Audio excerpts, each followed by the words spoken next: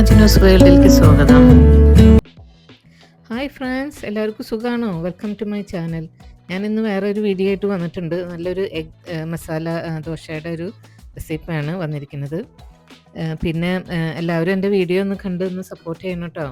Video subscribe ചെയ്യാതെ കാണുന്നവരുണ്ടെങ്കിൽ ഒന്ന് സബ്സ്ക്രൈബ് ചെയ്ത് സപ്പോർട്ട് ചെയ്യണേ. അപ്പോൾ നമുക്ക് വീഡിയോയിലേക്ക് പോകാം കേട്ടോ. അപ്പോൾ ഞാനിവിടെ ഒരു പാൻ അടുപ്പത്ത് വെച്ചിട്ട് കുറച്ച് ഓയിൽ ഒഴിച്ച് അതിലേക്ക് ഒരു ചെറുതായിട്ട് അരിഞ്ഞ് വെച്ച് ഒരു 1-2 വെളുത്തുള്ളിയും പിന്നെ ഒരു ചെറിയൊരു പീസ് ഇഞ്ചിയും കുറച്ച് കറിവേപ്പിലയും കൂടെ ചെറുതായിട്ട് അരിഞ്ഞ് നമുക്കൊന്ന് വഴറ്റിയെടുക്കാം. പിന്നെ നമുക്ക് ഇതിലേക്ക് വേണ്ടത് കുറച്ച് സവാളയാണ്.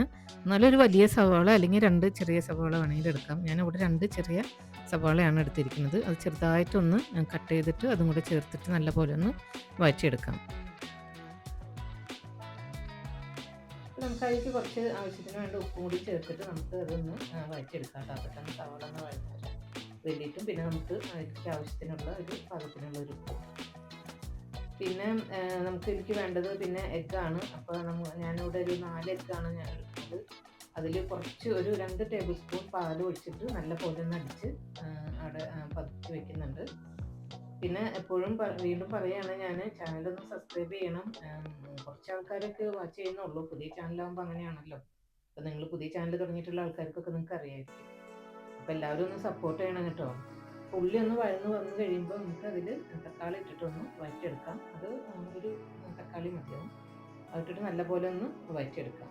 പിന്നെ നമുക്ക് ഇതിലേക്ക് ഒരുപാട് മസാലകളൊന്നും വേണ്ട. ഞാനിതിൽ ഇടുന്നത് ഒരു 1/4 ടീസ്പൂൺ മഞ്ഞൾപ്പൊടി, ഒരു 1/2 ടീസ്പൂൺ മുളക് പൊടി, പിന്നെ ഞാനൊരു 1/4 ടീസ്പൂൺ കുരുമുളകിൻ്റെ പൊടിയും പിന്നെ ഒരു 1/4 ടീസ്പൂൺ ചിക്കൻ മസാലയാണ് ഞാനിതിൽ ചേർക്കുന്നത് കേട്ടോ.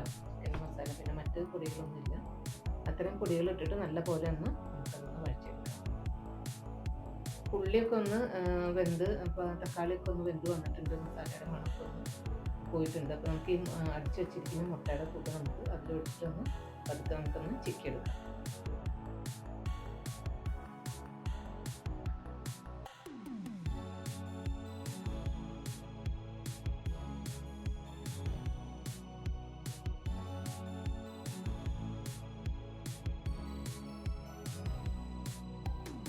അപ്പോൾ ഞാൻ നല്ലപോലെ ഒന്ന് ചിക്കി എടുക്കുന്നുണ്ട്. കാരണം അത് ചിക്കി ഇറക്കി കൊടുത്താൽ നമുക്ക് ആ മസാല എല്ലായിടത്തും പിടിക്കുകയുള്ളൂ. അപ്പോൾ ആ എഗ്ഗിലൊക്കെ ശരിക്കും മസാല അപ്പോൾ ശരിക്കും ഒന്ന് നമുക്കൊന്ന് ഇറക്കി കൊടുക്കാം. അല്ലെങ്കിൽ കുറച്ച് നേരം ആകുമ്പോൾ അത് മുട്ട മാത്രം ഒരു ഭാഗത്ത് ഇങ്ങനെ സ്റ്റിക്കായിട്ടിരിക്കും പാനിൽ. അപ്പോൾ അത് നമ്മൾ ഇടയ്ക്കിടയ്ക്ക് ഒന്ന് നല്ലപോലെ ഒന്ന് ചിക്കി കൊടുത്തിട്ട് ഇതുപോലെ നമുക്ക് മുട്ട ചിക്കി എടുക്കാം.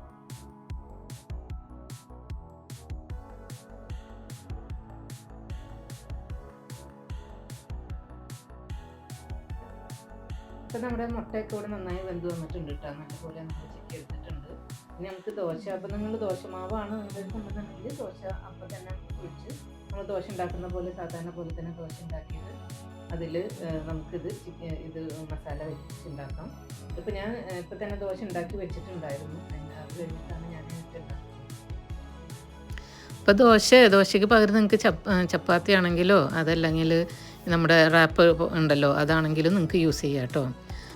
അപ്പോൾ ദോശ ഞാൻ പാനിൽ വെച്ചിട്ട് അതിൻ്റെ മുകളിൽ കുറച്ച് സോസോ അതല്ലെങ്കിൽ നിങ്ങളുടെ അടുത്ത് ചട്നിയോ അതല്ല എന്നുണ്ടെങ്കിൽ പിന്നെ നിങ്ങൾ പിസ്സയുടെ സോസ് ഉണ്ടെങ്കിൽ അതായാലും കുറച്ചൊന്ന് അതിൻ്റെ മുകളിൽ സ്പ്രെഡ് ചെയ്ത് കൊടുക്കുക.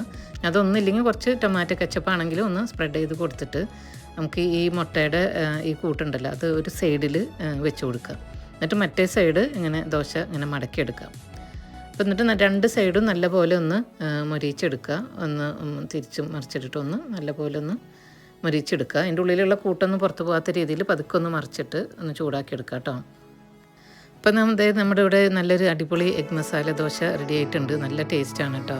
അപ്പോൾ രാവിലെ നിങ്ങൾക്ക് ബ്രേക്ക്ഫാസ്റ്റിന് കഴിക്കണമെങ്കിലോ വൈകിട്ട് ഈവനിങ്ങിൽ കഴിക്കാനൊക്കെ പറ്റിയ നല്ലൊരു പലഹാരമാണ്. അപ്പോൾ എല്ലാവരും ഒന്ന് ട്രൈ ചെയ്ത് നോക്ക്. അപ്പോൾ താങ്ക് യു ഫോർ വാച്ചിങ് കേട്ടോ. അപ്പോൾ എല്ലാവരും ഒന്ന് സപ്പോർട്ട് ചെയ്യണം. സബ്സ്ക്രൈബ് ചെയ്യാത്തവരൊക്കെ ഒന്ന് സപ്പോർട്ട് ചെയ്യണേ. അപ്പോൾ മറ്റൊരു വീഡിയോ ആയിട്ട് നമുക്ക് വീണ്ടും കാണാം.